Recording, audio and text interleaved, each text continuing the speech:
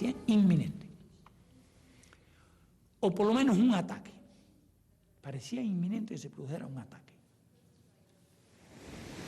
Digo, si Cuba, pienso, si desgraciadamente se desata esta guerra, nosotros vamos a desaparecer del mapa. Robert Kennedy vino a verme y me dijo: señor embajador, la situación es muy tensa. Sus misiles acaban de derribar nuestro avión. Nuestros generales exigen que contraataquemos. Si iniciamos un bombardeo, ustedes no responderán. ¿Qué podemos hacer? Era una noche extraordinariamente hermosa, como todas en Washington. Salí del despacho oval del presidente y en ese momento pensé que quizá no volvería a ver otra noche de sábado.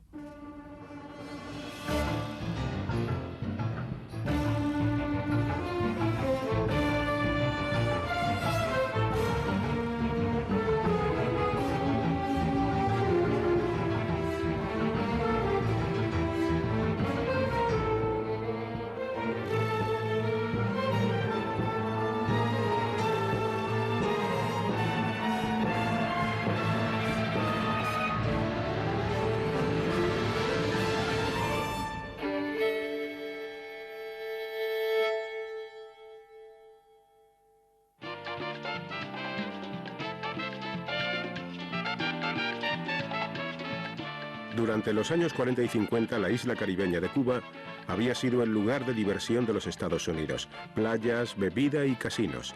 La Habana lo tenía todo.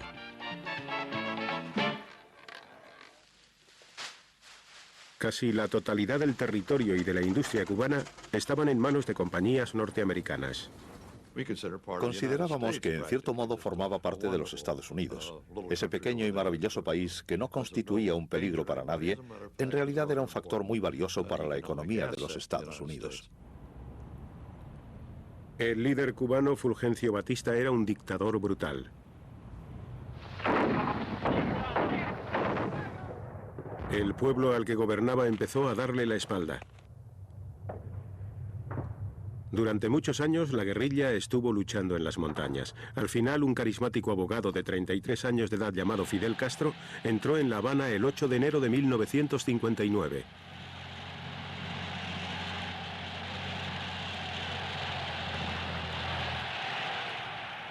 Cuando triunfó la revolución fue un ejemplo de orden. No hubo saqueo. No hubo gente arrastrada por las calles como ocurría en otros lugares. No hubo asesinatos, no hubo crímenes. Un orden perfecto. En medio de este orden perfecto se acusó a más de 500 miembros del antiguo régimen de cometer crímenes. Fueron juzgados y posteriormente ejecutados.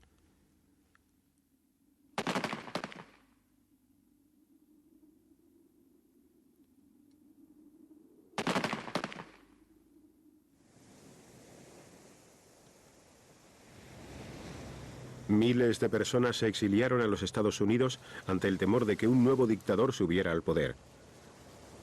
Pero para la mayoría del pueblo, Castro era un héroe. La revolución prometió empleo a la población, honradez administrativa, que no había existido realmente nunca en nuestro país. Programas de salud que no habían existido, programas de educación que no existían. Pero lo más importante de todo fue que Fidel nacionalizó millones de hectáreas de terreno que hasta el momento estaban en manos de empresas estadounidenses y se las entregó al pueblo. Ansioso por dar a conocer su revolución en todo el mundo, Castro voló a Nueva York para hablar ante las Naciones Unidas. El presidente Eisenhower estaba demasiado ocupado para recibirle. Sin embargo, Nikita Khrushchev, el líder soviético, abrazó encantado al nuevo revolucionario y le ofreció ayuda económica. Cuba decide comprar petróleo soviético, que resultaría más barato y que el país podría obtener créditos. Ellos estaban dispuestos a darnos créditos para comprar ese petróleo. Y las refinerías que eran norteamericanas se niegan a refinar ese petróleo. Castro, que carecía de los medios necesarios para refinar el petróleo, se enfrentaba a un desastre económico. Envió a su milicia y se hizo con las refinerías extranjeras en Cuba.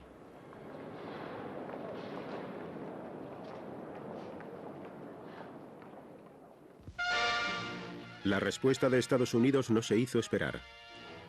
At his White House press conference, President Eisenhower announces that Cuba's assigned share of the United States sugar market has been cut by 95%, in reply to what I call Fidel Castro's deliberate policy of hostility.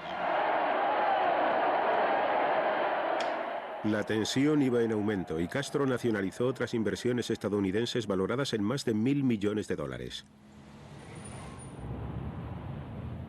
Un furioso presidente, Eisenhower, declaró el embargo comercial total y dio órdenes a la CIA para que reclutara exiliados cubanos. Su intención era entrenarlos para destruir el régimen de Castro.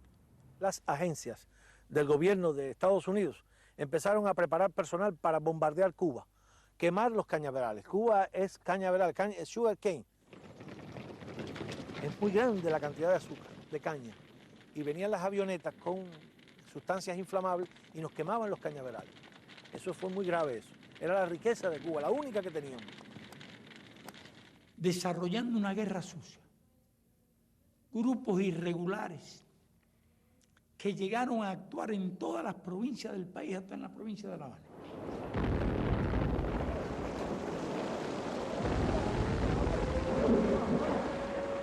Más de 100 personas murieron cuando la Cubra, un carguero procedente de Bélgica que transportaba armas y municiones, explotó en el puerto de La Habana.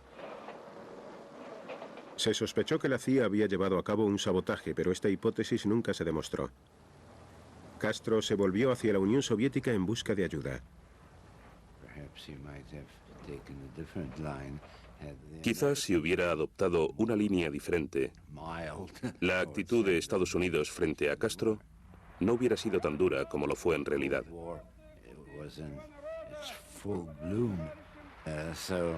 La Guerra Fría estaba en pleno desarrollo, de manera que todo lo que contrariaba a Estados Unidos era acogido con agrado en este país y viceversa.